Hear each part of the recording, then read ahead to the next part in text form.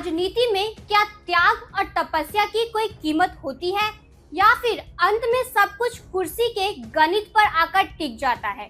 बिहार की सियासी गलियारों में आज एक ही चर्चा है, क्या निशांत की तपस्या और बरसों का इंतजार बेकार चला गया? सवाल उठ रहे हैं कि जब कद और उम्मीद डिप्टी सीएम की थी, तो फिर सिर्फ एक मंत्री पद पर समझौता क्यों किया गया? क्या यह सियासत का कोई नया मास्टर स्ट्रोक है या फिर उम्मीद की हार? देखिए हमारी इस खास रिपोर्ट में। मंत्री पद, इनाम या समझौता, महीनों से चर्चा थी। कयासों का बाजार गर्म था। समर्थकों को भरोसा था कि इस बार जब नई सरकार की रूपरेखा बनेगी तो उनके नेता का कद सबसे ऊंचा होगा।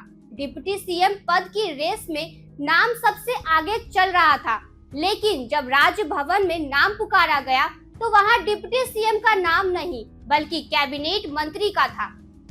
इस एक घोषणा ने समर्थकों के जोश को सन्नाटे में बदल दिया। सवाल उठने लगा कि क्या इसी दिन के लिए बरसों का तपस्या की गई थी? सियासी जानकार पूछ रहे हैं कि आखिर पद स्वीकार करने की मजबूरी क्या थी?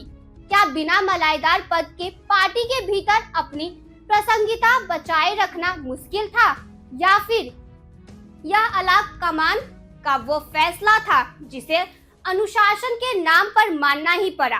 राजनीति में अक्सर कहा जाता है कि कुछ नहीं से कुछ बेहतर, लेकिन जब बात साख और कद की हो तो एक छोटा पद कभी कभी बड़े अपमान जैसा महसूस होता है। तपस्या और त्याग से शब्द राजनीति में बहुत वजन रखते हैं। जब कोई नेता पार्टी के लिए अपनी निजी महत्वाकांक्षाओं को दांव पर लगाता है तो उसे उम्मीद होती है कि वक्त आने पर उसे उसका वाजिए अहम मिलेगा, लेकिन यहाँ तस्वीर कुछ और ही बयां करती है। क्या पार्टी के भीतर बढ़ता दूसरे गुटों का दबाव भारी पड़ गया, या फिर यह निशांत की अपनी रणनीति का हिस्सा है कि फिलहाल सत्ता में केंद्र में रहकर भविष्य की बड़ी छलांग की तैयारी की जाए? समर्थकों का गुस्सा फूट रहा है। लोग पूछ रहे हैं कि शेर को पिंजरे में क्यों कैद किया गया? मंत्री बनकर विभाग की फाइलों में उलझना क्यों उस बड़े विजन के साथ न्याय है? तो उन्हें बिहार के लिए देखा गया था। हालांकि राजनीति की विसात पर हर चाल के पीछे एक छिपा हुआ मकसद होती है।